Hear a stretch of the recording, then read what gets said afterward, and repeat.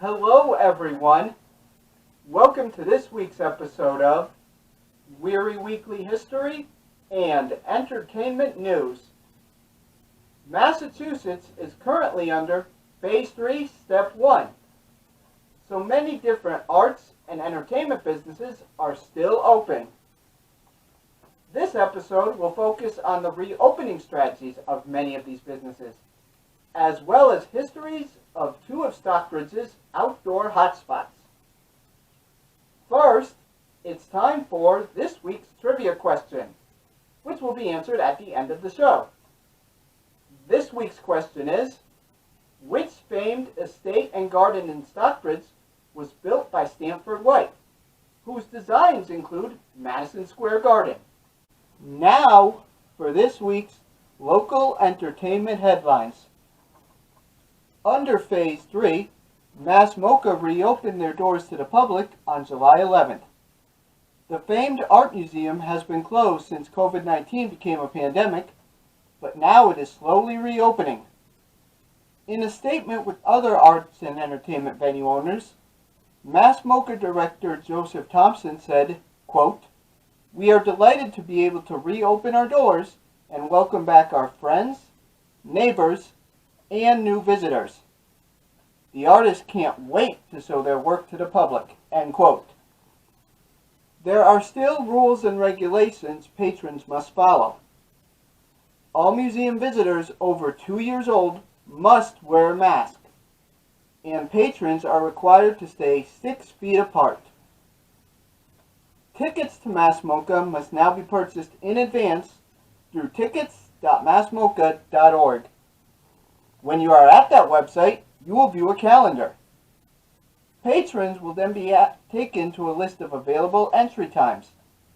You then must select the entry time you will be visiting the museum at, as MOCA is now doing time visits only.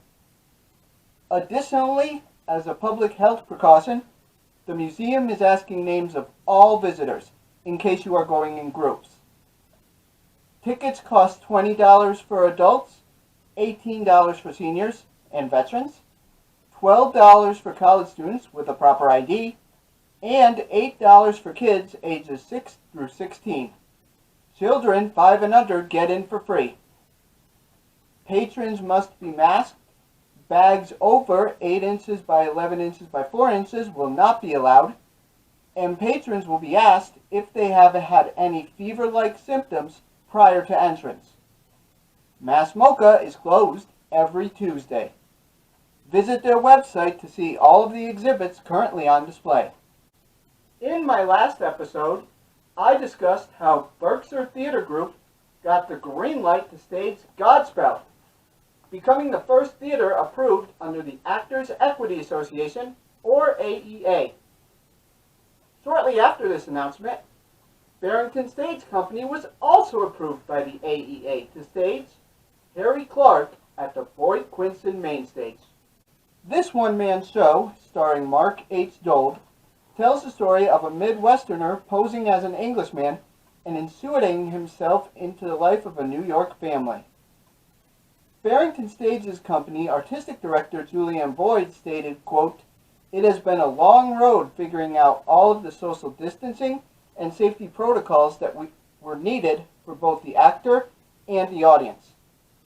We are delighted that we will be able to reopen the theater with Harry Clark," end quote.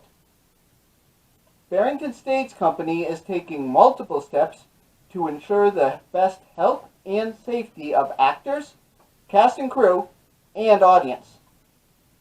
These include multiple entrances to the theater, ushers checking in patrons by last name instead of ticket exchanges, temperature checks prior to entry, digital programs, ample hand sanitizer, no concession stands, gift shops, or intermissions, and patrons leaving the theater only by row.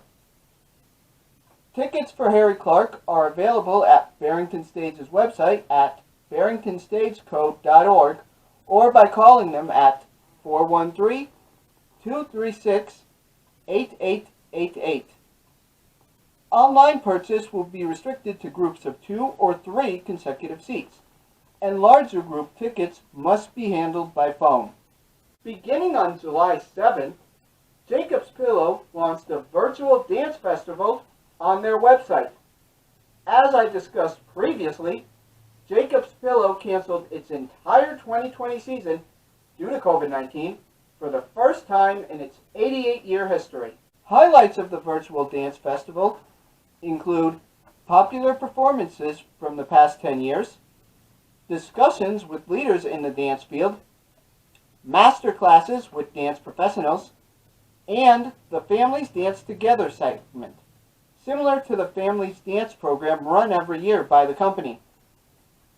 In addition, there will be behind-the-scenes videos that discuss what goes on during a regular season of Jacob's Pillow. Highlights of the dance festival will be displayed on the company's YouTube page and website.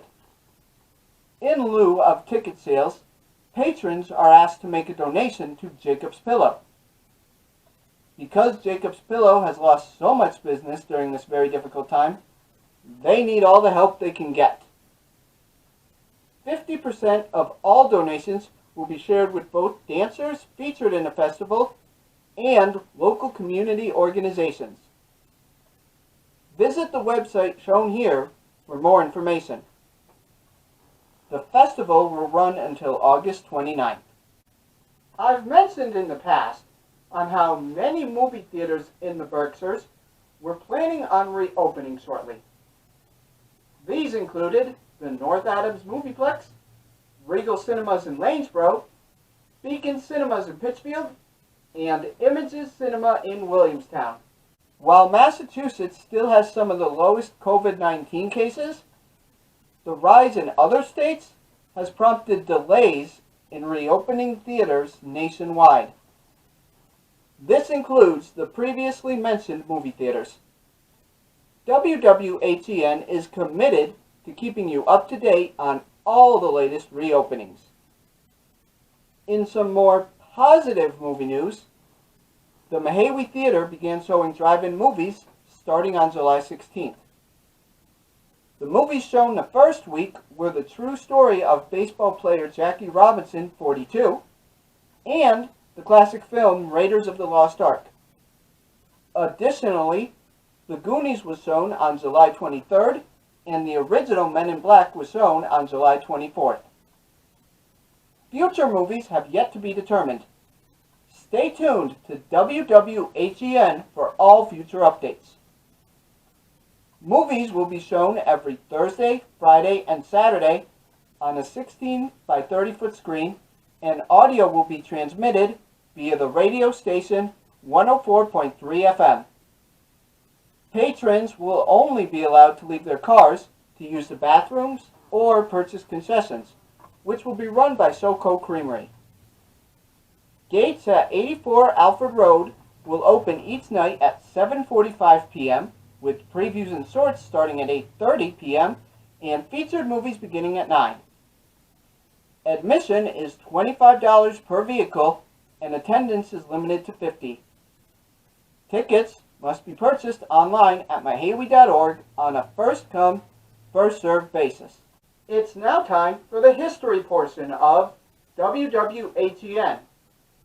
Our first stop this week is the Berkshire Botanical Gardens, located on 5 W.E. Stockbridge Lee Road in Stockbridge. The garden is currently open for tours daily from 9 a.m. to 5 p.m.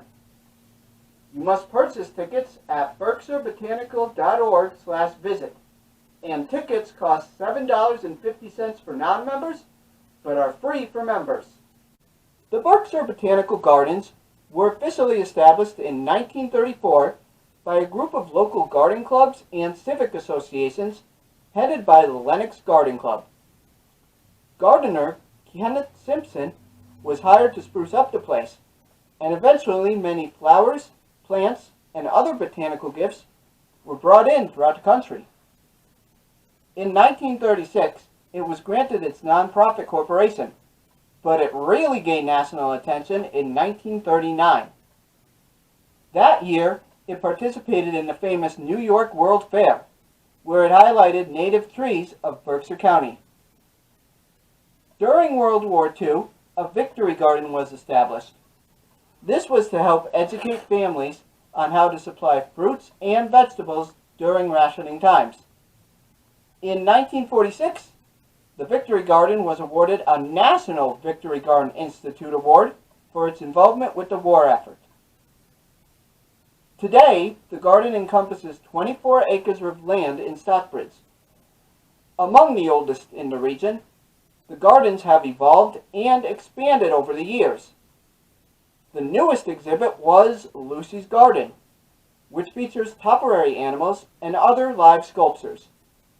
While most of its major events have been canceled due to the COVID-19 crisis, the plant sale, grow show, harvest festival, and holiday marketplace are all scheduled to resume business in 2021. The second history stop on this week's episode also supplies the answer to this week's trivia question.